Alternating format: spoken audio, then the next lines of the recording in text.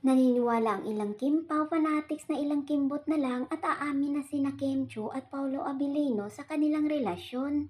Sa post ni Mags 2797, ipinakita nito ang video ni na Kim at Paulo na magkasama sa isang mall. Habang naka-dark shade si Paulo, iniharap nito sa kamera ang kanyang cellphone para ipangalandakan na larawan ni Kim ang nasa wallpaper niya. At habang inibaba ni Paulo ang kanyang cellphone, saka naman pumasok sa frame si Kim at dumikit sa katawan ng aktor. Galing sa ibang account ang video na ibinahagi lang ng funny para pakiligin ang mga gaya niya na naniniwalang may something na ang dalawa. Bukod sa pagiging magka-love team, may posibilidad namang mahuhulog na ang loob ni Kim kay Paulo dahil kampante na itong humarot sa leading man at yakapin ito sa harap ng maraming tao. Hindi naman niya ginagawa ito sa mga nakaraan niyang kapareha. Kaya sa mga nag-aabang sa dalawa, konting tiis na lang, malapit na silang aamin.